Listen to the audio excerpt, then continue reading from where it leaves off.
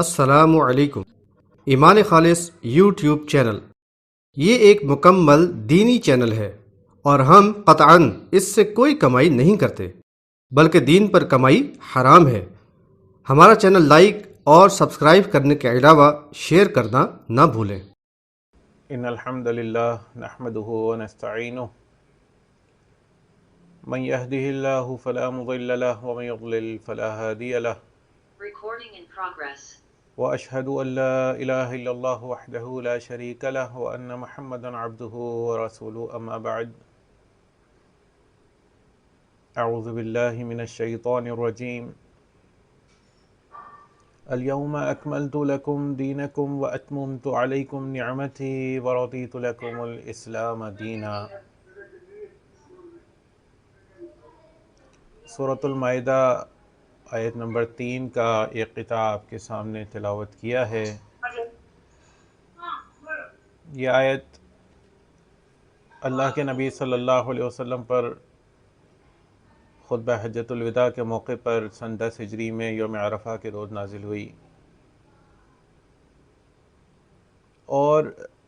وہ ذمہ داری جو اللہ تبارک و تعالیٰ نے اللہ کے نبی صلی اللہ علیہ وسلم پر عائد کی تھی کہ وہ دین جو مالک نے نازل فرمایا اپنی کتاب کے ذریعے اور نبی صلی اللہ علیہ وسلم کی سنت کے ذریعے امت تک پہنچایا گیا، یہ اللہ کے نبی صلی اللہ علیہ وسلم پر ایک بہت بھاری ذمہ داری تھی، کیونکہ ساتھ ہی مالک نے یہ بھی فرما دیا تھا یا ایھا الرسول بلغ ما انزل الیک من ربک، اے اللہ کے رسول پہنچا دیجئے جو بھی کچھ آپ کے رب نے آپ پر نازل کیا ہے، وَإِن لَّمْ تَفْعَلْ فَمَا بَلَّغْتَ رِسَالَتَهُ، اور اگر آپ نے ایسا نہ کیا تو گویا آپ نے رسالت کا حق ہی ادا نہ کیا۔ اسی لیے جیسے ہی یہ آیت نازل ہوئی، اللہ کے نبی صلی اللہ علیہ وسلم نے اس روز خطبہ بھی دیا تھا، بڑا فصیح و بلیغ خطبہ، اسلامی تاریخ میں خطبہ حجۃ الوداع کے نام سے اس کو یاد کیا جاتا ہے۔ وہاں بڑی اہم نصیحتیں اللہ کے نبی علیہ السلام نے امت کے لیے کیں اور فرمایا وَقَدْ تَرَكْتُ فِيكُمْ مَا لَن تَضِلُّوا بَعْدَهُ إِنِ اعْتَصَمْتُمْ بِهِ، کہ میں تمہارے درمیان ایک ایسی چیز چھوڑے جا رہا ہوں مَا لَن تَضِلُّوا بَعْدَهُ، کہ تم میرے بعد گمراہ نہیں ہوگے، إِنِ اعْتَصَمْتُمْ بِهِ، اگر تم اس کے ساتھ تمسک اختیار کیے رکھو، کتاب اللہ، اور وہ اللہ کی کتاب ہے۔ اور فرمایا وَأَنْتُمْ تَسْأَلُونَ عَنِّي، اور دیکھو قیامت کے دن تم سے میرے بارے میں بھی سوال ہوگا، فَمَا أَنْتُمْ قَائِلُونَ، پھر تم کیا جواب دو گے؟ تو صحابہ نے کہا کہ نَشْهَدُ أَنَّكَ قَدْ بَلَّغْتَ وَأَدَّيْتَ وَنَصَحْتَ،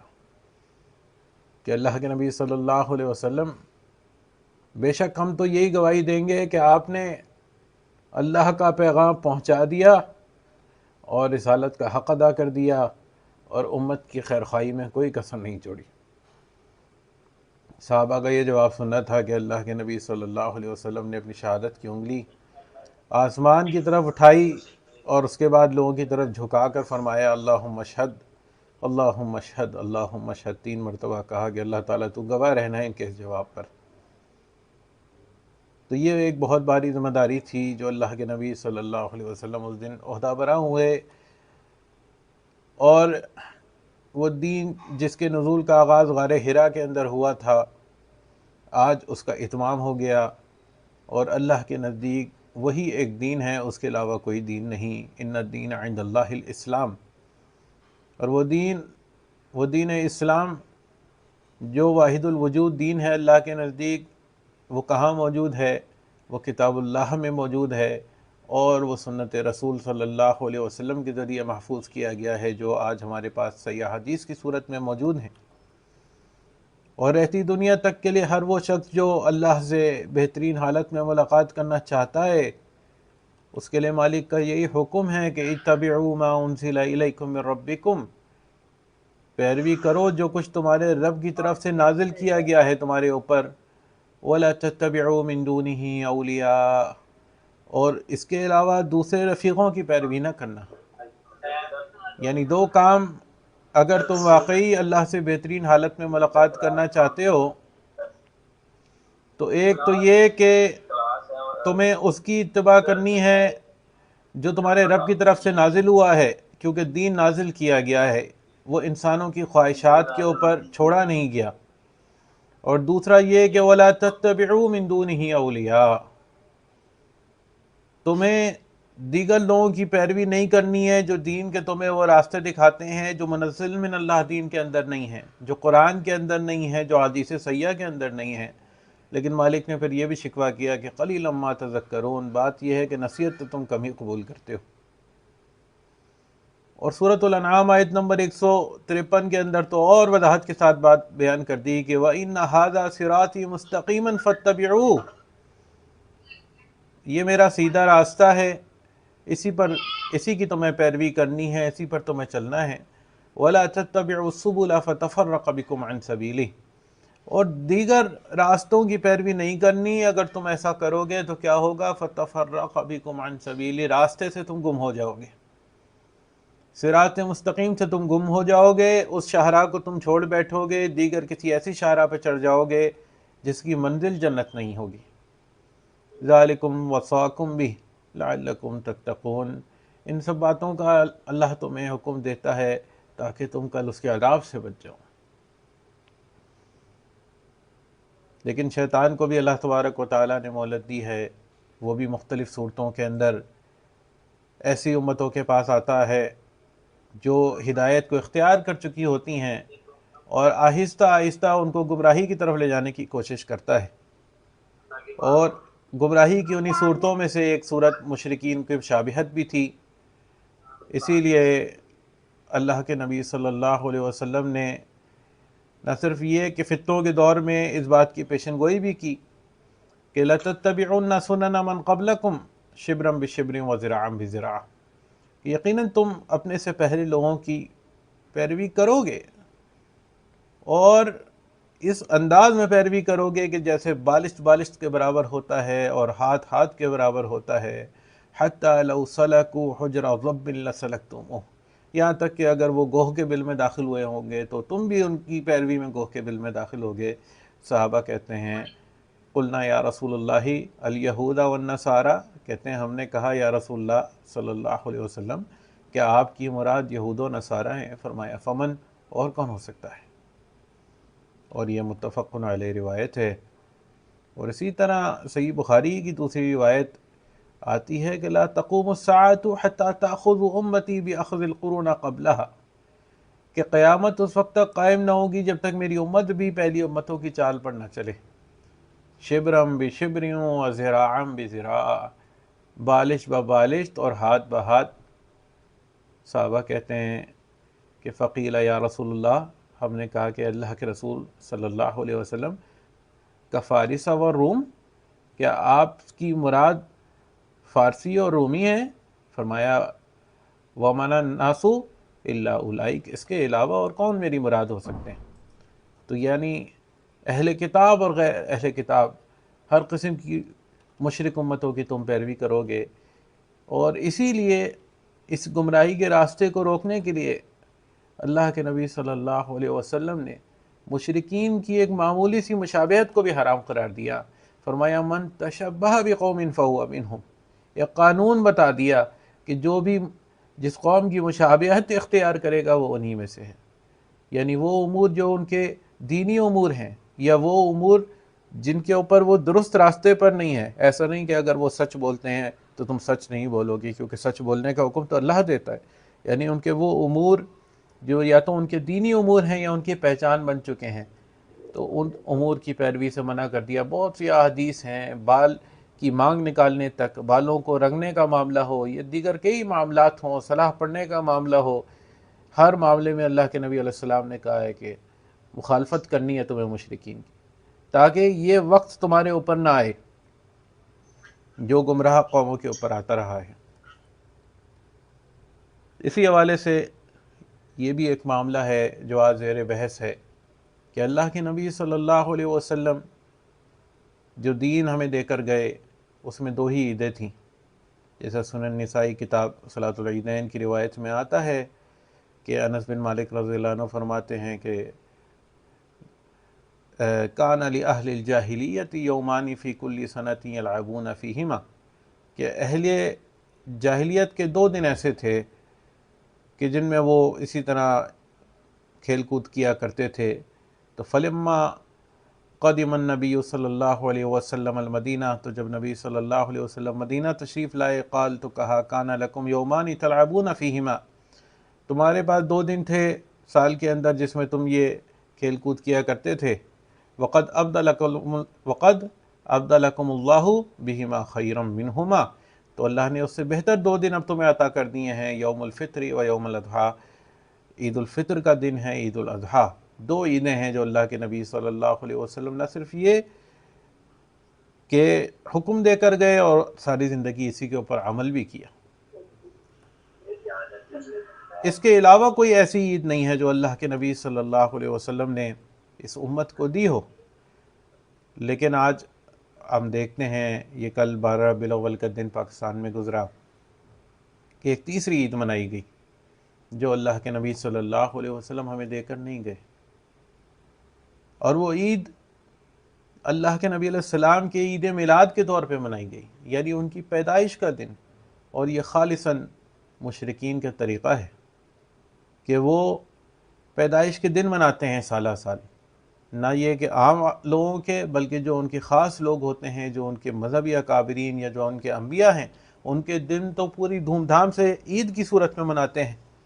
جس طرح ہم دیکھتے ہیں 25 دسمبر کو کرسمس منائی جاتی ہے عیسیٰ علیہ السلام کی پیدائش کے دن کے طور پر. تو وہی چیز آج امت کے اندر آ چکی ہے، اور وہ عید میلاد النبی صلی اللہ علیہ وسلم کے نام پر ایک تیسری عید نہ صرف یہ کہ وہ ایجاد کی گئی ہے، بلکہ مشرکین کی مشابہت کے اندر یہ ایجاد کی گئی ہے. اسلام کے اندر پیدائش کے سالانہ دن بنانا یا وفات کے سالانہ دن بنانا، جسے برسی کہا جاتا ہے، اس کا کوئی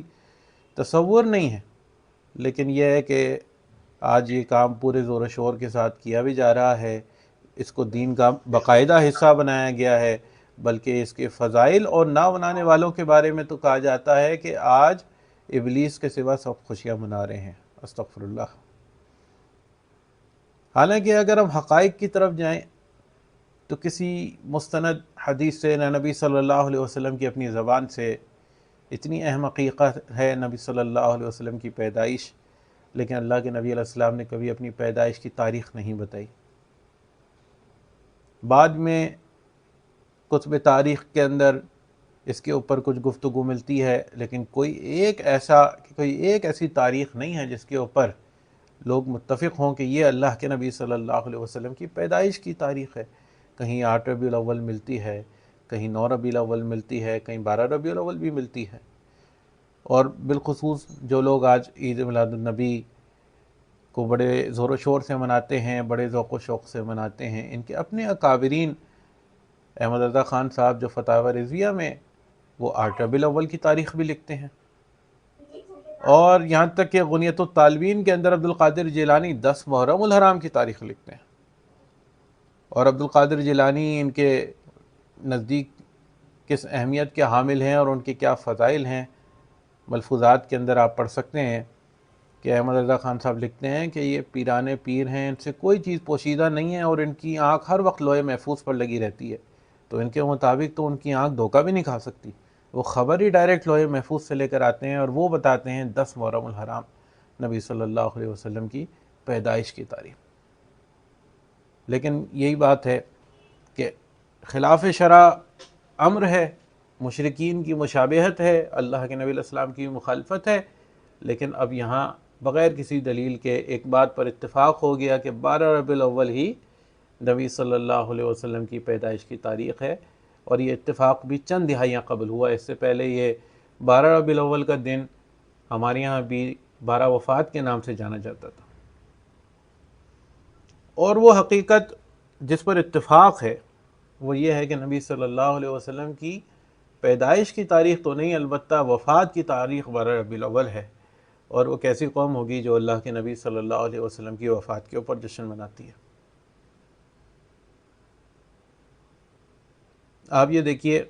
کہ اللہ سبحانہ و تعالیٰ چاہتا تو تاریخ ولادت بتا سکتا تھا، لیکن نہ بتائی گئی، اور شاید اس کے پیش نظر یہ مصلحت پوشیدہ ہو کہ کہیں ایسا نہ ہو کہ مشرکین کے طرز عمل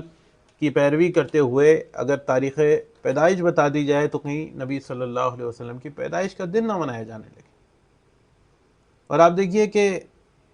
یہود کے لیے ہفتے کا روز مقرر کیا اللہ تبارک و تعالیٰ نے، عبادت کا جو دن ہے ہفتے کا روز مقرر کیا یوم السبت،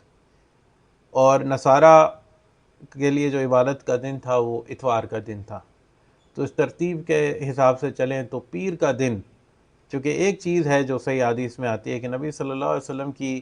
جو دن پیدائش ہے وہ سوموار تھا، پیر کے دن ان کی پیدائش ہوئی تھی، تاریخ کا ذکر نہیں ملتا۔ تو اس ترتیب سے اگر دیکھا جائے تو اہل ایمان کے لیے پیر کا دن عبادت کا ہو سکتا تھا، لیکن اللہ تعالیٰ نے وہ بھی مقرر نہیں کیا، بلکہ جمعے کا روز اہل ایمان کی عبادت کے لیے مقرر کیا۔ وگرنہ اس ترتیب سے اگر پیر کا روز ہوتا تو پھر بھی کوئی شبہ کسی کے ذہن میں آ سکتا تھا کہ شاید یہ دن اس لیے مقرر کیا گیا ہے کہ نبی صلی اللہ علیہ وسلم کی پیدائش ہوئی ہے، لیکن اللہ سبحانہ و تعالیٰ نے ایسا بھی کوئی حکم نازل نہیں کیا۔ اور اللہ کے نبی صلی اللہ علیہ وسلم جو قائد اعظم تھے، جو رہبر انسانیت تھے، 63 سال کی عمر میں ان کی وفات ہوئی ہے۔ ان کی زندگی میں کم از کم 62 مرتبہ تو یہ دن آیا ہے، لیکن اللہ کے نبی صلی اللہ علیہ وسلم نے کبھی بھی اپنے یوم پیدائش نہیں منایا۔ اور یہی وہ چیز ہے جو اہل ایمان کے لیے سب سے بڑی دلیل ہے کہ لَقَدْ كَانَ لَكُمْ فِي رَسُولِ اللَّهِ أُسْوَةٌ حَسَنَةٌ، کیونکہ اللہ کے رسول صلی اللہ علیہ وسلم کو بہترین نمونہ اللہ تبارک و تعالیٰ نے قرار دیا ہے، لمن کان یرجو اللہ والیوم الآخر، ہر اس شخص کے لیے جو اللہ سے بہترین حالت میں ملاقات کرنے کا متمنی ہو اور آخرت کے دن پر ایمان رکھتا ہو، اس کے لیے اللہ کے نبی صلی اللہ علیہ وسلم کا اسوہ ہی بہترین نمونہ ہے۔ اور اللہ کے نبی صلی اللہ علیہ وسلم کے اسوے سے عید میلاد النبی کا منانا ہرگز ثابت نہیں۔ اور جو لوگ اللہ کے نبی صلی اللہ علیہ وسلم کی سنت کے بجائے کہتے ہیں کہ نہیں، نبی صلی اللہ علیہ وسلم کی محبت کا تقاضا یہ ہے کہ ان کی پیدائش کا دن منایا جائے، ان کو کتاب اللہ روکتی ہے کہ یا ایھا الذین آمنوا لا تقدموا بین یدی اللہ ورسولہ، اہل ایمان اللہ اور اس کے رسول سے آگے نہ بڑھو، واتقوا اللہ، اور اللہ سے ڈرتے رہو۔ اور فرمایا فَلْيَحْذَرِ الَّذِينَ يُخَالِفُونَ عَنْ أَمْرِهِ، اور جو لوگ رسول صلی اللہ علیہ وسلم کے حکم کی مخالفت کرتے ہیں انہیں ڈر جانا چاہیے، ان تصیبہم فتنۃ او یصیبہم عذاب علیم، کہ انہیں کسی فتنے میں مبتلا نہ کر دیا جائے یا ان کو دردناک عذاب اللہ کی طرف سے نہ پہنچے۔ تو حب رسول کا تقاضا تو ان کی اتباع اور اطاعت ہے۔ یہی بحث تو چھڑی تھی مشرکین مکہ اور اہل ایمان کے درمیان، کہ اہل ایمان اس دین کے اوپر تھے جو ابراہیم علیہ السلام لے کر آئے تھے، اور مشرکین اس دین کے مخالف تھے۔ ابراہیم علیہ السلام تو بت شکن تھے اور وہ بت ساز بن گئے تھے۔ ابراہیم علیہ السلام تو خالص اللہ کی عبادت کرنے والے تھے، مشرک نہ تھے، اور یہ مشرک بن گئے تھے، لیکن ایک زوم باقی رہ گیا کہ ہم ابراہیمی ہیں۔ تو اللہ نے جواب دیا کہ نہیں، تم ابراہیمی نہیں ہو سکتے۔ کیوں؟ قانون یہ ہے کہ ان اول الناس بابراہیم للذین اتبعوہ، کہ بے شک ابراہیم کے نزدیکی لوگ تو وہ ہیں جو اتباع کرنے والے ہیں، وَهَذَا النَّبِيُّ وَالَّذِينَ آمَنُوا، اور یہ نبی ہیں ابراہیم کی پیروی کرنے والے، یہ بت شکن ہیں، یہ مومن ہیں، یہ خالص اللہ کی عبادت کرنے والے، اور ان کے پیروکار اہل ایمان یہ ابراہیمی ہیں، واللہ ولی المومنین، اور اللہ مومنوں کا دوست ہے۔ تو یہ اللہ نے قانون بیان کر دیا کہ محبت کا اولین تقاضا وہ اتباع ہے، محبت کا ثبوت اتباع اور اطاعت سے ملے گا۔ جیسے سورہ آل عمران میں بھی اللہ نے اپنی محبت کا تقاضا بھی یہی بتایا کہ ان کنتم تحبون اللہ فاتبعونی، اگر تم اللہ کی سے محبت کرتے ہو تو پھر میری یعنی محمد صلی اللہ علیہ وسلم کے ذریعے چونکہ یہ بات کہلوائی جا رہی ہے، تو فاتبعونی، تو میری اتباع اختیار کرو۔ اگر تم یہ کرو گے تو ثابت ہو جائے گا کہ تم واقعی اللہ سے محبت کرتے ہو۔ پھر کیا ہوگا؟ یحببکم اللہ، پھر اللہ تم سے محبت کرے گا، ویغفر لکم ذنوبکم، اور اللہ جب تم سے محبت کرے گا تو تمہارے گناہوں کو معاف فرما دے گا. کیوں؟ واللہ غفور الرحیم، اللہ تو ہے ہی معاف کرنے والا اور رحم کرنے والا. تو اللہ کے نبی صلی اللہ علیہ وسلم کی اطاعت اور اتباع، یہ دراصل نبی صلی اللہ علیہ وسلم کی محبت کا ثبوت ہے، نہ کہ اللہ کے نبی صلی اللہ علیہ وسلم کی ساری زندگی کے عمل کی مخالفت کرنا اور اس کے بعد ایک تاریخ پیدائش اپنی طرف سے گھڑ لینا اور اس کے بعد اس دن ایک نئی عید ایجاد کر لینا جو اللہ کے نبی صلی اللہ علیہ وسلم کے حکم کی مخالفت. اور پھر نبی صلی اللہ علیہ وسلم کے صحابہ اکرام جن کے بارے میں کتاب اللہ ان کے ایمان کی گارنٹی دیتی ہے کہ فَإِنْ آمَنُوا بِمِثْلِ مَا آمَنْتُمْ بِهِ فَقَدْ اهْتَدَوْا، اگر تم ایسے ایمان لے آؤ جیسے یہ ایمان لے آئے تو سمجھ لو تم ہدایت یافتہ ہو، اللہ کی طرف سے سرٹیفکیٹ تمہیں مل گیا ہے. جن کے بارے میں مالک کی کتاب کہتی ہے کہ رضی اللہ عنہم ورضوا عنہ، اللہ ان سے راضی ہو گیا، یہ اللہ سے راضی ہو گئے. اور پھر ان صحابہ اکرام میں جو سب سے بہترین لوگ خلفائے راشدین، سب سے بہترین دور صحابہ کے دور میں بھی وہ خلفائے راشدین کا دور. جیسے ارباز بن ساریہ رضی اللہ عنہ روایت کرتے ہیں کہ ایک دن رسول اللہ صلی اللہ علیہ وسلم ہم لوگوں میں کھڑے ہوئے اور ایک متاثر کن وعظ دیا کہ جس سے دل خوفزدہ ہو گئے اور آنکھیں بہنے لگیں. تو کہتے ہیں کہ ہم نے عرض کیا اللہ کے رسول صلی اللہ علیہ وسلم، آپ نے ہمیں ایسی نصیحت فرمائی ہے جس طرح کوئی رخصت ہونے والا نصیحت کیا کرتا ہے، تو ایسا کیجیے آپ ہم سے کوئی عہد و پیمان لے لیجئے. اللہ کے نبی علیہ السلام نے کیا عہد و پیمان لیا؟ فرمایا علیکم بتقوی اللہ، کہ اللہ کا تقوی اختیار کرو، وسمع وطاعہ، اور سمع و طاعت، وَإِنْ عَبْدًا حبشیہ، چاہے تمہارا حاکم کوئی حبشی غلام ہی کیوں نہ ہو. اور فرمایا وَسَتَرَوْنَ مِن بَعْدِي اخْتِلَافًا شَدِيدًا، تم میرے بعد شدید اختلافات کا دور دیکھنے والے ہو. تو ان اختلافات کے دور میں تمہاری ڈھال کیا ہوگی اگر تم بچنا چاہتے ہو،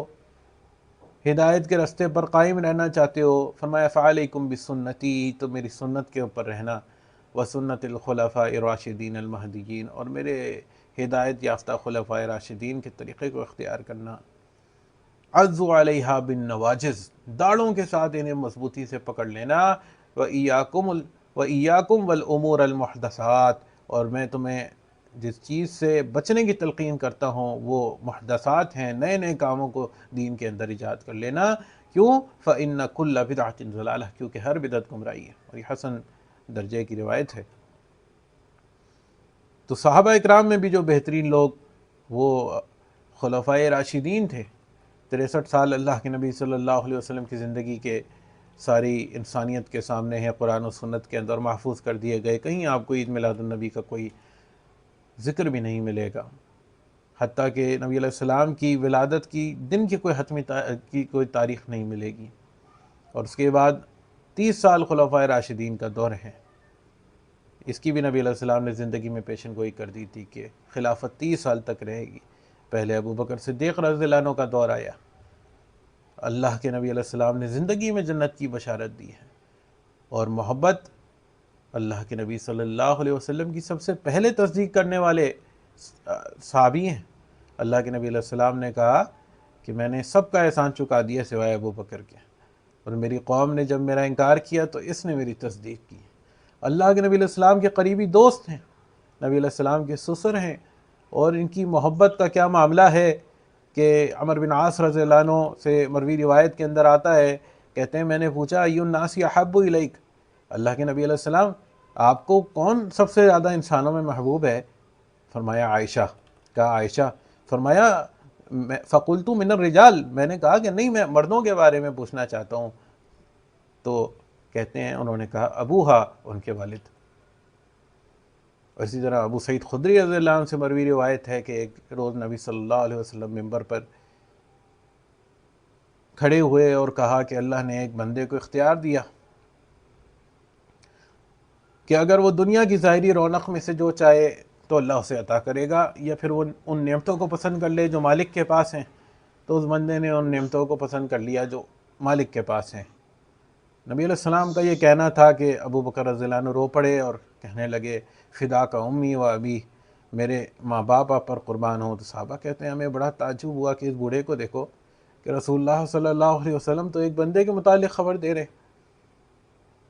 کہ جسے اللہ نے اپنی دنیا کی تر و تازگی اور اپنی نعمتیں ان دو معاملات میں ایک اختیار دیا ہے، اور یہ شیخ کہتے ہیں کہ میرے ماں باپ آپ پر قربان ہوں، لیکن کہتے ہیں کہ بعد میں ہمیں معلوم ہوا کہ دراصل یہ اللہ کے نبی علیہ السلام ہی کو یہ اختیار دیا گیا تھا، اور ہم میں سب سے زیادہ ابو بکر جاننے والے تھے۔ اور صحابہ کہتے ہیں کہ اس دن اللہ کے نبی علیہ السلام نے جو بات ان کے بارے میں کہی کہ رفاقت اور مال کے اعتبار سے مجھ پر سب سے زیادہ احسان ابو بکر کا ہے، اور اگر میں اپنی امت میں کسی کو خلیل بناتا تو ابو بکر کو خلیل بناتا، لیکن اسلامی اخوت اور دوستی ہی کافی ہے، اور مسجد نبوی میں کھلنے والے تمام کھڑکیاں دروازے بند کر دیے جائیں سوائے ابو بکر کے کھڑکی دروازوں کے، تو یہ ان کی محبت ہے جو حقیقی محبت ہے، جو دو طرفہ محبت ہے۔ وہ بھی اللہ سے کے رسول صلی اللہ علیہ وسلم سے محبت کرتے ہیں، اللہ کے نبی علیہ السلام کی محبت کا آپ نے اندازہ لگایا، اور بے شمار روایات ہیں، اور نبی علیہ السلام کے بعد یہ خلیفہ بنتے ہیں، 2 سال ان کی خلافت رہتی ہے، اور کبھی انہوں نے عید میلاد النبی نہیں منایا۔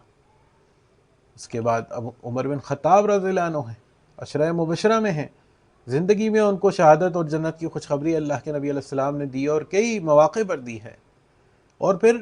صحابہ میں سب سے افضل لوگ خلفائے راشدین، اور خلفائے راشدین میں سب سے افضل لوگ ابو بکر و عمر رضی اللہ عنہ، جیسے حذیفہ بن یمان رضی اللہ عنہ کی روایت ہے کہ نبی علیہ السلام نے فرمایا کہ میں نہیں جانتا میں تمہارے اندر کتنا عرصہ موجود رہوں گا، لہذا میرے بعد 2 افراد کی پیروی کرنا، اور یہ کہتے ہوئے انہوں نے ابو بکر اور عمر رضی اللہ عنہ کی طرف اشارہ کیا۔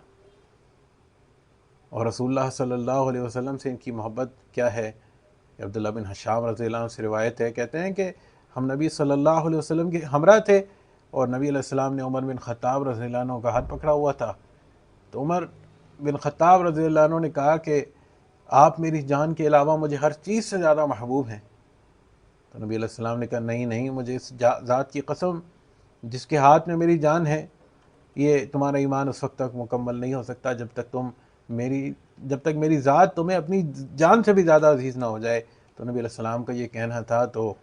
عمر رضی اللہ عنہ نے کہا کہ اللہ کی قسم اب تو آپ مجھے اپنی جان سے بھی زیادہ عزیز ہیں۔ تو نبی علیہ السلام نے کہا کہ اے عمر اب تیرا ایمان مکمل ہو۔ یہ محبت ہے۔ ابو بکر رضی اللہ عنہ کے بعد خلیفہ بنتے ہیں، 10 سال ان کی خلافت رہتی ہے، لیکن کبھی عید میلاد النبی نہیں منایا۔ یہ حقیقی محبت کرنے والوں کی امثال آپ کے سامنے رکھتا ہوں۔ پھر عثمان بن عفان رضی اللہ عنہ خلیفہ بنتے ہیں، یہ بھی عشرہ مبشرہ میں ہیں۔ نبی علیہ السلام نے زندگی میں انہیں شہادت اور جنت کی بشارت دی ہے۔ نبی علیہ السلام کی 2 بیٹیوں کے خاوند ہیں۔ پہلے رقیہ بنت رسول اللہ صلی اللہ علیہ وسلم سے ان کا نکاح ہوا، ان کی وفات کے بعد ام کلثوم رضی اللہ عنہا سے نکاح ہوتا ہے ان کا۔ اور نبی علیہ السلام کی محبت کا کیا معاملہ ہے، طویل روایت بخاری کے اندر آتی ہے، کہتے ہیں کہ اللہ نے محمد صلی اللہ علیہ وسلم کو حق دے کر مبعوث فرمایا، اور میں اللہ کے رسول صلی اللہ علیہ وسلم کی دعوت کو قبول کرنے والوں میں ہی تھا، اور میں اس حق پر ایمان لایا جسے دے کر آپ کو بھیجا گیا تھا، اور میں نے 2 ہجرتیں کی ہیں، اور بلا شبہ میں نے رسول اللہ صلی اللہ علیہ وسلم کی بیعت کی اور آپ کی صحبت میں رہا، اور اللہ کی قسم میں نے کبھی آپ کی نافرمانی نہیں کی، اور نہ ہی کبھی آپ سے خیانت کا ارتکاب کیا، یہاں تک کہ اللہ نے آپ کو وفات دے دی۔ یہ ان کی محبت ہے، یہ ان کی اطاعت ہے۔ اور نبی علیہ السلام کی نظر میں ان کا کیا مقام تھا؟ عائشہ رضی اللہ عنہ کہتی ہیں کہ میرے گھر میں نبی علیہ السلام لیٹے ہوئے تھے، رانے یا پنڈلیاں کھولے ہوئے تھے، کپڑا اوپر کی طرف تھا۔ ابو بکر رضی اللہ عنہ آئے، اجازت مانگی، نبی علیہ السلام نے اسی حالت میں اجازت دے دی۔ عمر رضی اللہ عنہ آئے، اجازت مانگی، نبی علیہ السلام نے اسی حالت میں اجازت دے دی۔ عثمان رضی اللہ عنہ آئے، اجازت مانگی تو نبی علیہ السلام بیٹھ گئے، کپڑے اپنے صحیح کیے، اور پھر ان کو اجازت دی اور وہ آئے اور باتیں کی۔ کہتی ہیں کہ جب وہ چلے گئے تو میں نے کہا کہ نبی صلی اللہ علیہ وسلم، ابو بکر آئے تو آپ نے کوئی حرکت اور کچھ خیال نہیں کیا، عمر آئے تو آپ نے کوئی حرکت کچھ خیال نہیں کیا، اور عثمان آئے تو آپ بیٹھ گئے، اپنے کپڑے درست کر لیے۔ نبی علیہ السلام نے فرمایا الا استحیی من رجل تستحیی منہ الملائکہ، کیا میں اس شخص سے حیا نہ کروں جس سے فرشتے حیا کرتے ہیں؟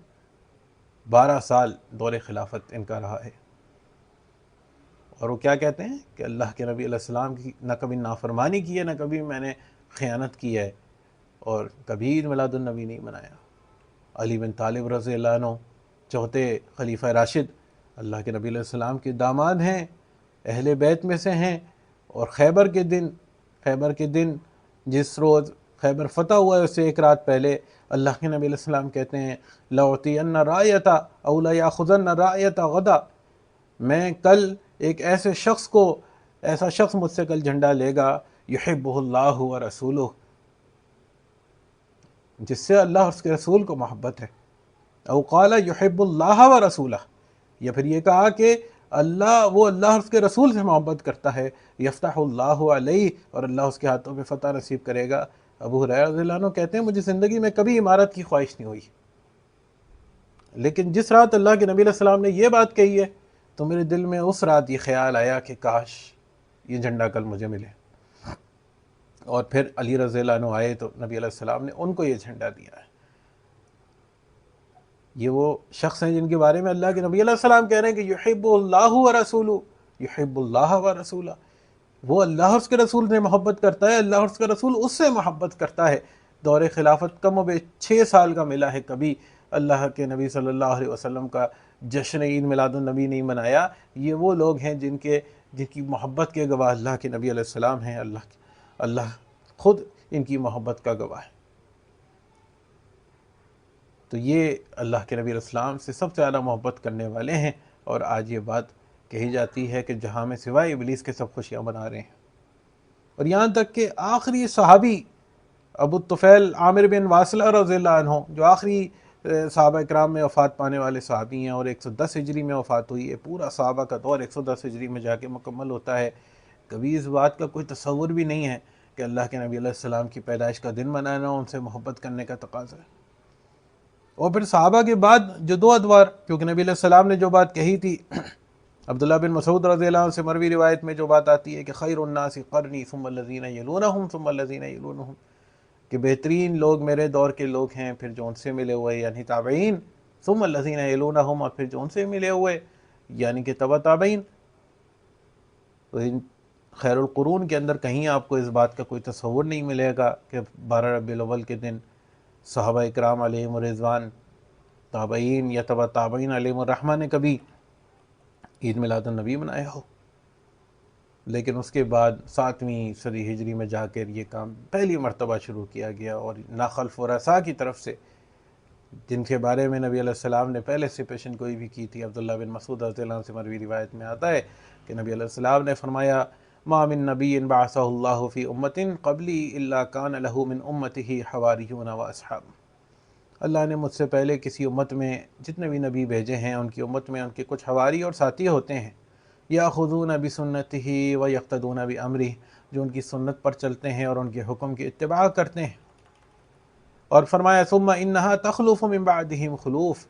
پھر اس کے بعد ایسے نالائق لوگ ان کے جانشین بن جاتے ہیں، یقولون ما لا یفعلون، وہ کہتے ہیں جس کا حکم نہیں دیا گیا، ویفعلون ما لا یؤمرون، اور وہ کرتے ہیں جن کا حکم نہیں دیا گیا۔ فرمایا فمن جاہدہم بیدہ فہو مؤمن، جو ان سے ہاتھ سے جہاد کرے وہ مومن ہے، ومن جاہدہم بلسانہ فہو مؤمن، جو ان سے زبان سے جہاد کرے وہ مومن ہے، ومن جاہدہم بقلبہ فہو مؤمن، جو کم از کم دل میں ہی برا ان کو جان لے وہ بھی مومن ہے، ولیس وراء ذلک ایمانی حبۃ خردل، فرمایا اس کے بعد تو دائی کے دانے کے برابر بھی ایمان باقی نہیں رہتا۔ تو ایسے ناخلف و رسا کی طرف سے جو فاطمی خلفاء میں سے تھے، تقریباً 633 ہجری کے اندر یہ کام، یا 630 ہجری کے اندر یہ کام کیا گیا۔ اس کے اوپر تاریخ کے اندر مختلف نام ہیں، مختلف تواریخ ہیں، اس بحث میں ہم نہیں جاتے، لیکن بہرحال پہلی 6 صدیوں میں عید میلاد النبی کا کوئی وجود ہی نہیں تھا، اور جس چیز کا وجود اللہ کے نبی علیہ السلام کے لائے ہوئے دین سے نہ ملے، صحابہ اکرام، خلفائے راشدین اور دیگر صحابہ اکرام کے عمل سے نہ ملے، وہ دین میں بدعت کے علاوہ اور ہے کیا؟ نبی صلی اللہ علیہ وسلم نے یہی بات تو بیان فرمائی تھی کہ ان اصدق الحدیث کتاب اللہ، سب سے سچی بات اللہ کی کتاب ہے، وخیر الہدی، اور بہترین راستہ ہدی محمد صلی اللہ علیہ وسلم، وہ محمد صلی اللہ علیہ وسلم کا راستہ ہے، وشر الامور محدثاتها، اور بہترین کام وہ دین میں ایجاد کردہ بدعات ہیں، وکل محدثۃ بدعہ، اور ہر دین میں ایجاد کرنے والی چیز یہ بدعت ہے، وکل بدعۃ ضلالہ، اور ہر بدعت یہ گمراہی ہے، اور دوسری روایت میں آتا ہے وکل ضلالۃ فی النار، اور ہر گمراہی وہ آگ میں لے جانے والی ہے۔ اور ام المومنین عائشہ رضی اللہ عنہا مرفوعاً روایت کرتی ہیں کہ نبی علیہ السلام نے فرمایا من عامل عملا لیس علیہ امرنا فہو رد، جس نے وہ عمل کیا جس کا حکم ہم نے نہیں دیا، یعنی دینی امور کی بات ہو رہی ہے، تو وہ قابل رد ہے۔ یہ نہیں ہے کہ اس کو یہ کہہ دیا جائے کہ نہیں جی یہ برا بھی نہیں ہے اچھا بھی نہیں، نہیں، وہ فہو رد، اس کو رد کرنا ہے، اس کا رد کرنا لازم ہے، یہ ایمان کا حصہ ہے، کیونکہ اللہ کے نبی علیہ السلام کا حکم ہے۔ اور نبی علیہ السلام نے فرمایا کہ میں حوض پر تمہارا انتظار کروں گا، اور جہاں وہ جو بھی شخص وہاں آئے گا اور وہ پانی جو حوض کا ہے وہ پیے گا، پھر وہ کبھی پیاسا نہیں ہوگا، اور میرے پاس اس وقت ایسے لوگ آئیں گے جنہیں میں پہچانتا ہوں گا، وہ مجھے پہچانتے ہوں گے، لیکن میرے اور ان کے درمیان پردہ حائل کر دیا جائے گا۔ تو نبی علیہ السلام کہتے ہیں میں کہوں گا یہ تو مجھ سے ہیں، اس کے جواب میں کہا جائے گا آپ کو نہیں معلوم کہ آپ کے بعد انہوں نے دین میں کیا کیا چیزیں ایجاد کر لی تھی؟ تو جب نبی علیہ السلام کہتے ہیں میں یہ سنوں گا تو پھر میں کہوں گا دور ہی ہو ہر اس شخص کے لیے جس نے میرے بعد تبدیلی دین کے اندر پیدا کر لی ہے۔ تو یہ وہ چیزیں چاہے اللہ کے نبی علیہ السلام کی محبت کے نام پہ کی جائیں، لیکن اگر وہ بدعت کے زمرے میں آتی ہیں، وہ اللہ کے نبی علیہ السلام کے عمل کے برخلاف کی جا رہی ہیں، تو پھر ایسا نہ ہو کہ جیسے اللہ کے نبی علیہ السلام نے یہ بتایا کہ زندگی میں پھر توبہ کا موقع نہ ملے، اور کل قیامت کے دن اللہ کے نبی علیہ السلام بھی اس شخص سے برات و بیزاری کا اعلان کریں۔ اور سب سے بڑی دلیل جو عید میلاد النبی کے خلاف شرع ہونے کی ہے کہ اسے ثابت کرنا پڑتا ہے۔ عید الفطر کو آپ کو کبھی ثابت نہیں کرنا پڑے گا، اس کے ثبوت کے دلائل کبھی آپ دیکھیں گے آپ کو نہیں پیش کرنے پڑیں گے، عید الاضحیٰ کے ثبوت کے دلائل نہیں پیش کرنے پڑیں گے، لیکن عید میلاد النبی کے ثبوت کے اندر کتابیں لکھی جا رہی ہیں، تقاریر کی جا رہی ہیں۔ کیوں؟ کیونکہ یہ ثابت نہیں ہو رہی۔ جو چیز ثابت شدہ ہے وہ تو 1450 سال سے چلی آ رہی ہے، تو سب سے بڑی دلیل یہ ہے کہ اس کو ثابت کرنا پڑتا ہے، اور اس کے باوجود یہ ثابت نہیں ہو پاتی۔ اور میلاد کے اندر کیا جا رہا ہے کہ نبی علیہ السلام کی شان میں نعتیں پڑھی جا رہی ہیں، جس میں نبی علیہ السلام کی خوبصورت ہونے کو بیان کیا جا رہا ہے، اور نبی علیہ السلام کی سچائی کو بیان کیا جا رہا ہے، نبی علیہ السلام کے اعلیٰ نسب ہونے کو بیان کیا جا رہا ہے۔ بھائیوں، یہ تو وہ اوصاف ہیں جن سے مشرکین مکہ کو بھی کوئی انکار نہیں تھا۔ نبی علیہ السلام کے اخلاق سے انہیں انکار نہیں تھا، نبی علیہ السلام کی خوبصورت اور خوبصیرت ہونے سے انکار نہیں تھا، نبی علیہ السلام کے اعلیٰ نسب ہونے سے انکار نہیں تھا، ان کو انکار تھا نبی علیہ السلام کے لائے ہوئے دین سے۔ اور اگر آپ بھی وہی کر رہے ہیں کہ نبی علیہ السلام کے لائے ہوئے دین کا انکار کر کے ان کی ذات کی، ان کے نسب کی تعریف کر رہے ہیں، تو پھر سوچئے کہ فرق کیا باقی رہ گیا۔ اور پھر کچھ اشعار تو ایسے مشرکانہ بھی پڑھے جاتے ہیں کہ وہی جو مستوی عرش تا خدا ہو کر اتر آیا مدینے میں مصطفیٰ ہو کر، نعوذ باللہ من ذالک۔ یہاں اللہ کے نبی علیہ السلام کی شان میں غلو کر کے ان کو اللہ کے ساتھ ملا دیا۔ سارے نبی تیرے در کے سوالی، اللہ کہتا ہے یا ایھا الناس انتم الفقراء الی اللہ، اے انسانوں تم اللہ کے در کے فقیر ہو، لیکن یہ کام کیا جا رہا ہے اللہ کے نبی علیہ السلام کی محبت میں ان کو اللہ کے برابر کیا جا رہا ہے۔ تو یہ کون سا دین ہے؟ اب اس کو ہمیں سوچنا ہوگا، کیا یہ رحمان کا نازل کردہ دین ہے یا شیطان کا بنایا ہوا دین؟ مساجد کو، مزارات کو سجایا جا رہا ہے۔ اللہ کے نبی علیہ السلام تو سجے ہوئے گھروں میں بھی تشریف لے جانا پسند نہیں کرتے تھے۔ صحیح بخاری کی روایت ہے، عبداللہ بن عمر رضی اللہ عنہ فرماتے ہیں کہ رسول اللہ صلی اللہ علیہ وسلم فاطمہ رضی اللہ عنہ کے گھر تشریف لائے، لیکن گھر میں داخل نہیں ہوئے۔ تو جب علی رضی اللہ عنہ تشریف لائے، فاطمہ رضی اللہ عنہ نے ساری کہانی یہ سنائی، تو علی رضی اللہ عنہ نبی علیہ السلام کے پاس گئے، پوچھا کہ آپ نے ایسا کیوں کیا؟ فرمایا کہ میں نے اس کے دروازے پر نقش و نگار والا پردہ دیکھا۔ تو علی رضی اللہ عنہ نے یہ بات جب اپنی زوجہ کو بتائی، نبی علیہ السلام کی بیٹی فاطمہ رضی اللہ عنہ کو، تو وہ کہنے لگی کہ آپ مجھے اس پردے کے بارے میں جو حکم دیں گے میں تعمیل کے لیے تیار ہوں۔ تو پھر نبی علیہ السلام نے کہا کہ آپ اسے فلاں فلاں گھر والوں کے پاس بھیج دو۔ اور مساجد کو سجانا، یہ تو ان لوگوں کا کام بیان کیا گیا ہے احادیث کے اندر جن کا عمل ضائع ہو جاتا ہے۔ اور جب دلائل مانگے جائیں کہ بھائی آپ یہ کام کرتے ہیں، اس کی کوئی دلیل بھی ہے، تو پہلی اور سب سے مضبوط دلیل وہ صحیح بخاری کہتے ہیں، یہ صحیح بخاری سے ثابت ہے۔ اچھا بھائی، کیا کہتے ہیں کہ ایک حدیث پیش کی جاتی ہے کہ وہ ابو جہل کی لونڈی تھی سویبیہ، انہیں نبی علیہ السلام کی پیدائش کی خوشی میں آزاد کر دیا تھا۔ ویسے روایت کے اندر تو صرف اتنی ہی بات ہے کہ ابو جہل نے آزاد کر دیا تھا، تو اس نے نبی علیہ السلام کو دودھ پلایا۔ تو جب ابو لہب مر گیا تو اس کے خاندان میں کسی نے خواب میں اسے بری حالت میں دیکھا، تو اس نے کہا کہ تو کیا پاتا ہے؟ کہا کہ تمہاری بات میں نے سکون نہیں پایا سوائے اس کے کہ صہیبیہ کو آزاد کرنے کی وجہ سے ذرا سا پانی پلا دیا جاتا ہوں۔ تو کہا کہ دیکھیں نبی علیہ السلام کی پیدائش پر خوشی منانے کی وجہ سے جو ہے وہ یہ کام کیا جا رہا ہے، تو اس سے بڑی کیا دلیل ہوگی؟ تو ہمیں خود غور کرنا چاہیے کہ ہم بات تو کرتے ہیں اللہ کے نازل کردہ دین کی، اور دلیل دیتے ہیں اللہ کے دین کے سب سے بڑے دشمن ابو لہب سے، جس کی بارے میں سورۃ اللہب نازل ہوئی ہے کہ تبت یدا ابی لہب و تب، ہاتھ ٹوٹ جائیں ابو لہب کے اور وہ برباد ہو جائے۔ تو یہ ہمیں خود دیکھنا چاہیے کہ ہماری ایمانی گراوٹ کا اب یہ مقام آ گیا ہے کہ بات ثابت کرنی پڑ رہی ہے تو دلیل ابو لہب کے علاوہ نہیں مل رہی ہے۔ پھر کہتے ہیں جی قرآن سے بھی ثابت ہے، قرآن میں سورہ یونس میں اللہ کہتا ہے کہ یا ایھا الناس قد جاءتکم موعظۃ من ربکم وشفاء لما فی الصدور، کہ لوگوں تمہارے پاس تمہارے رب کی طرف سے ایک ایسی چیز آئی ہے جو نصیحت ہے اور دلوں کی امراض کے لیے وہ شفا ہے۔ فرمایا وہدی ورحمۃ للمؤمنین، اور وہ ہدایت ہے اور مومنین کے لیے رحمت ہے۔ قل بفضل اللہ وبرحمتہ فبذلک فلیفرحوا، تو آپ کہہ دیجئے کہ بس اللہ تعالیٰ کے اس انعام پر لوگوں کو خوش ہونا چاہیے۔ وہ کہتے ہیں سورۃ الضحیٰ میں اللہ کہتا ہے وَأَمَّا بِنِعْمَتِ رَبِّكَ فَحَدِّثْ، اپنے رب کی نعمتوں کو بیان کرتے رہیے۔ تو ہم یہ سوال ضرور کریں گے کہ یہ آیات تو اللہ کے نبی علیہ السلام پر نازل ہوئیں، اگر واقعی ان کا مقصود یہ تھا کہ ان آیات کے اندر عید میلاد منانے کا حکم دیا گیا، تو اللہ کے نبی علیہ السلام کو کیا یہ مطلب سمجھ نہیں آیا؟ جن کے اوپر قرآن کا نزول ہو رہا ہے اور جو شارع قرآن ہیں، جن کی گئی شرح کے اوپر اللہ کی طرف سے مہر تصدیق ثبت ہے، اور اس جماعت کو جو صحابہ اکرام علیہم رضوان کی جماعت ہے، اس کو ان آیات کا یہ مطلب سمجھ نہیں آیا کہ یہ آیات تو دراصل میلاد النبی منانے کے بارے میں ہیں۔ نعوذ باللہ من ذالک۔ خود ہمیں غور کرنا چاہیے اس چیز کے اوپر،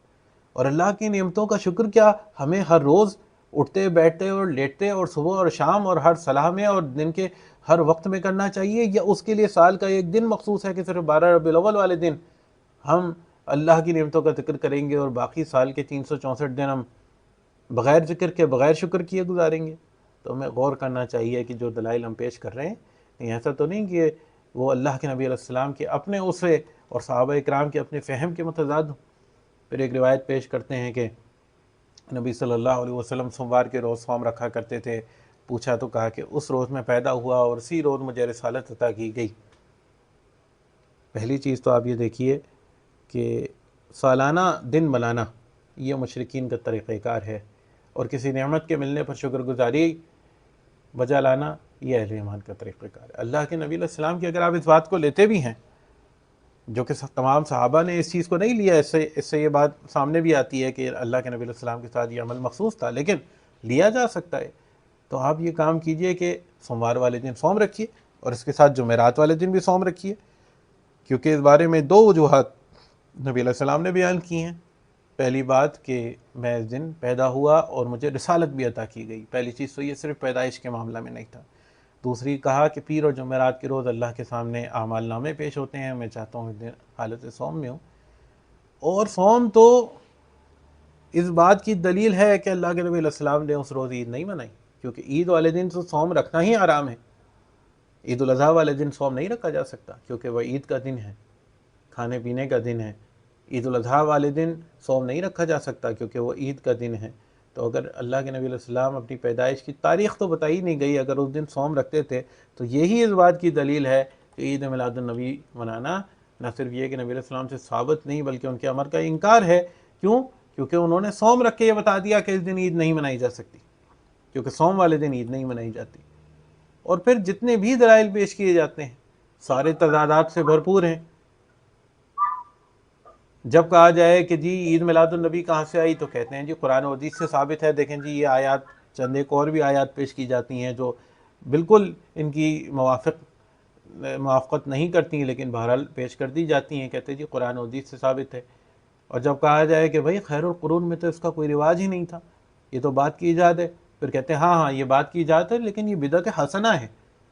تو اگر یہ بدعت حسنہ ہے تو پھر قرآن و حدیث سے کیسے ثابت ہے؟ اور جو چیز قرآن و حدیث سے ثابت ہو وہ بدعت کیسے ہو سکتی ہے؟ خود غور کرنا چاہیے۔ جب ثابت کرتے ہیں تو کہتے ہیں کہ دیکھیں جی قرآن کی یہ سورہ یونس کی آیت سے ثابت ہے، سورہ ضحیٰ کی آیت سے ثابت ہے۔ جب کہا جائے کہ جی عید میلاد النبی منانا قرآن و حدیث کا انکار ہے، کہتے ہیں جی آپ ایسی آیت دکھائیں جس میں لکھا ہو کہ عید میلاد النبی منانا جائز نہیں ہے، صراحتاً حکم دکھائیں۔ تو جب آپ ثابت کرنے کے لیے حکم دکھاتے ہیں تو وہاں کہاں صراحت ہے؟ وہاں کہیں لکھا ہے کہ یہ عید میلاد النبی کے بارے میں؟ لیکن کہتے ہیں جب رد کرنا ہو تو پھر صراحت کے ساتھ رد دکھائیے۔ تو یہ معاملات ہیں، تضادات سے بھرپور دلائل ہیں۔ ایک طرف کہتے ہیں کہ نبی علیہ السلام نور کے تھے، اور نہ صرف یہ کہ نور کے تھے بلکہ اول ما خلق اللہ نوری، ایک موضوع روایت بھی پیش کرتے ہیں کہ سب سے پہلے اللہ نے میرا نور تخلیق کیا، یعنی مخلوقات میں کہتے ہیں کہ نبی صلی اللہ علیہ وسلم کا نور سب سے پہلے تخلیق ہوا، سب سے پہلی مخلوق اللہ کے نبی علیہ السلام ہیں۔ تو بھائی جب مخلوقات میں سب سے پہلے نبی علیہ السلام کو تخلیق کیا، سنا تو اس وقت چاند تخلیق ہوا ہوگا، نہ اس وقت سورج تخلیق ہوا ہوگا، اور یہ جو کیلنڈر ہیں یہ تو چاند اور سورج کے مطابق چلتے ہیں۔ تو ظاہری بات ہے جب چاند اور سورج نہیں ہے تو کیلنڈر بھی نہیں تھا، اور جب کیلنڈر نہیں تھا تو کیسے معلوم ہو گیا کہ آپ کو 12 ربیع الاول تھی؟ یعنی آپ جو نبی علیہ السلام کی پیدائش کی جو بارے میں بتاتے ہیں اس وقت تو چاند اور سورج ہی تخلیق نہیں ہوا۔ اگر آپ کی بات کو مان لیا جائے تو چاند اور سورج کی غیر موجودگی میں 12 ربیع الاول کیسے آ سکتا ہے؟ پھر ایک طرف کہا جاتا ہے کہ نبی علیہ السلام ہر جگہ حاضر و ناظر ہیں، اور آپ میلاد کی محفل میں دیکھیے، محفل چل رہی ہے، پھر اعلان کیا جاتا ہے کہ سب بعد اب کھڑے ہو جائیں، نبی علیہ السلام تشریف لا رہے ہیں۔ تو اگر پہلے سے حاضر تھے تو پھر تشریف کیسے لا رہے ہیں؟ تو یہ وہ باتیں ہیں کہ جب دین حق سے ہٹ کر ایک نئے دین کو اپنایا جاتا ہے تو وہ دین تضادات سے بھرپور ہوتا ہے، اور وہ دین جو منزل من اللہ ہے وہ تضادات سے پاک دین ہے۔ اور پھر یہ بھی کہا جاتا ہے کہ دیکھیں جو امت کی اکثریت منا رہی ہے، تو بھائی اکثریت کبھی بھی حق کا پیمانہ نہیں ہے، کبھی بھی حق کا معیار نہیں ہے۔ اللہ کہتا ہے کہ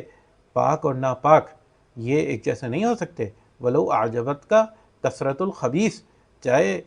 ناپاک کی کثرت تمہیں جو ہے وہ تعجب کے اندر مبتلا کرتے کہ اتنے لوگ اس کو اپنائے ہوئے ہیں، تو اس کے باوجود بھی وہ پاک کے برابر نہیں ہو سکتا۔ اسی طرح وہ دین جو منزل من اللہ ہے وہی حق ہے۔ اس کے بعد ساری دنیا ایک عمل کو اختیار کر لے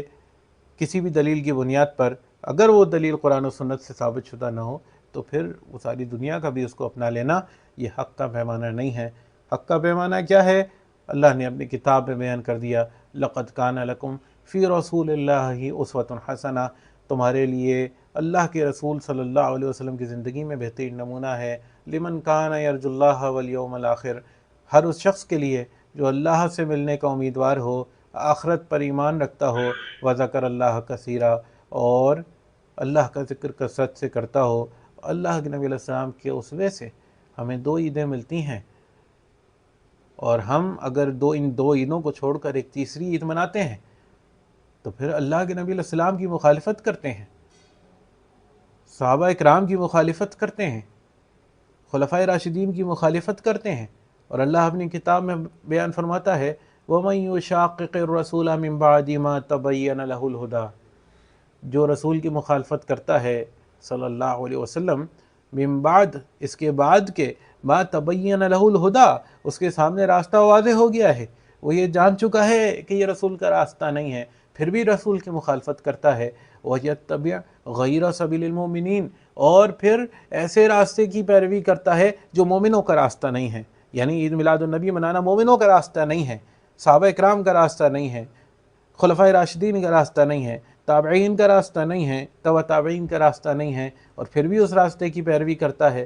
فرمایا نولیہ ما تولی، وہ جدھر چلنا چاہتا ہے ہم اسے چلنے دیتے ہیں۔ دنیا تو دارالعمل ہے، مہلت دی گئی ہے، انا ہدیناہ السبیل، ہم نے راستے کو تو واضح کر دیا ہے لیکن اختیار دیا ہے، اما شاکرا و اما کفورا، جو چاہے شکر گزار بن جائے، جو چاہے کافر بن جائے۔ فرمایا کہ نولیہ ما تولی، ہم اسے جانے دیتے ہیں جہاں وہ چاہتا ہے، ونصلہ جہنم، اس کے بعد جہنم میں گھیر کے لائیں گے، وساءت مصیرا، اور وہ بہت برا ٹھکانہ ہے ٹھہرنے کا۔ اللہ سبحانہ و تعالیٰ سے دعا ہے مالک ہمیں اس بدترین ٹھکانے سے بچائے اور اصحاب الفردوس میں سے بنائے۔ سب سے بہترین جنت اللہ کی وہ جنت الفردوس ہے۔ نبی علیہ السلام نے کہا کہ اسی کے بارے میں دعا کیا کرو،